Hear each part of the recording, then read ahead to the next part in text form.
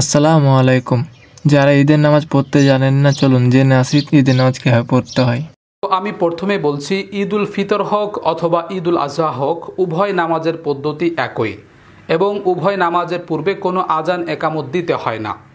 এবং সেই সাথে আরও বলছি, ঈদ উল ফিতর কিংবা ঈদ উল আজহা উভয় নামাজ অতিরিক্ত 6 তাকবীরের সাথেও পড়া যায় এবং অতিরিক্ত 11 কিংবা 12 তাকবীরের সাথেও পড়া যায়। তো এই অতিরিক্ত তাকবীর নিয়ে আমাদের মধ্যে মতভেদ সৃষ্টি না করে এই উপমহাদেশে আমরা ফিকে হানাফি মতে অতিরিক্ত 6 তাকবীরের সাথে ঈদ উল ফিতরের নামাজ বা ঈদ উল আজহার নামাজ পড়ে আসতেছি। আমরা অজু গোসল করে পবিত্র হয়ে যখন ঈদগাহে যাব, একজন মুসল্লি হিসাবে জামাতবদ্ধ হয়ে কাতারবদ্ধ হয়ে দাঁড়িয়ে কিবলামুখী হয়ে অন্তরে প্রথমে নিয়ত করব। যখন আমি মুসল্লি হিসাবে নিয়ত করব, তখন নিয়তটা হবে এরকম যে আল্লাহর সন্তুষ্টির জন্য কিবলামুখী হয়ে এই ইমামের পিছনে 2 রাকাত ঈদ উল ফিতরের নামাজ আদায় করতেছি, আল্লাহু আকবার বলে ইমামের সাথে ইক্তেদা করব।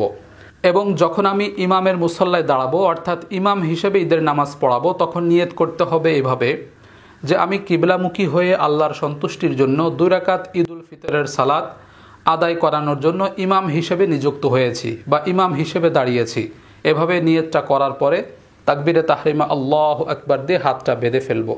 হাতটা এভাবে বেঁধে ফেলার পরে প্রথমে সানা পাঠ করতে হবে, আল্লাহুম্মা বাঈদ বাইনি অথবা সুবহানাকাল্লাহুম্মা ওয়া বিহামদিকা ওয়া তাবারাকা ইসমুকা ওয়া তাআলা জাদ্দুকা ওয়া লা ইলাহা গায়রুক। সানা পাঠ করার পরে আমরা অতিরিক্ত 3টা তাকবীর দিব।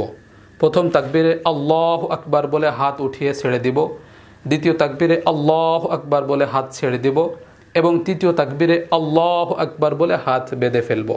এইভাবে তৃতীয় তাকবীরে হাত বেঁধে ফেলার পরে আমরা আউযু বিল্লাহি মিনাশ শাইতানির রাজিম বিসমিল্লাহির রহমানির রহিম, এরপরে আলহামদুলিল্লাহি রাব্বিল আলামিন ওয়ালাদ-দাল্লিন পর্যন্ত সূরা ফাতিহা শেষ করব। তারপরে আরেকটা সূরা মিলাবো, যে কোনো একটা সূরা আমরা পাঠ করতে পারি। তো যে কোনো একটা সূরা পাঠ করার পরে আমরা স্বাভাবিক নিয়মে রুকুতে চলে যাব, আল্লাহু আকবার বলে রুকুতে চলে যাব এবং সামি আল্লাহু লিমান হামিদা বলে রুকু থেকে উঠব এবং ঠিক নামাজে যেভাবে পড়ি সেভাবে পড়ে স্বাভাবিক নিয়মে আমরা রুকু থেকে উঠে আবার সেজদায় চলে যাব। 2 সেজদা করে আমরা আবার দাঁড়িয়ে যাব। এভাবে দাঁড়িয়ে যাওয়ার পরে হাত বেঁধে আমরা বিসমিল্লাহ পড়ে সূরা ফাতিহা আবার পড়ব এবং বিসমিল্লাহ পড়ে অন্য যে কোনো একটা সূরা মিলাবো। সূরা মিলানো হয়ে গেলে রুকুতে যাওয়ার পূর্বে আবার অতিরিক্ত 3টা তাকবীর বলবো, আল্লাহু আকবার বলে হাত ছেড়ে দিব, আবার আল্লাহু আকবার বলে হাত ছেড়ে দিব, আবার আল্লাহু আকবার বলে হাত ছেড়ে দিব।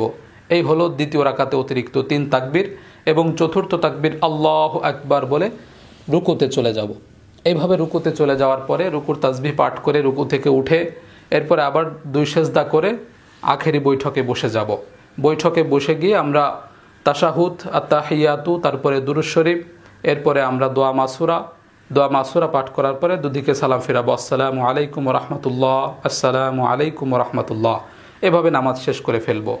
এভাবে নামাজ শেষ করার পরে আমরা 2টা খুতবা পাঠ করব বা আমরা যারা মুসল্লি হিসেবে থাকবো অবশ্যই 2টা খুতবা শুনবো। খুতবা শোনার পরে তারপর ঈদগাহ থেকে আমাদের বাড়ির দিকে রওনা হতে হবে। ভিডিওটি ভালো লাগলে লাইক, কমেন্ট এবং শেয়ার করবেন এবং পরবর্তী নোটিফিকেশন পেতে অবশ্যই চ্যানেলটি সাবস্ক্রাইব ও ফলো দিয়ে রাখবেন। আল্লাহ হাফেজ।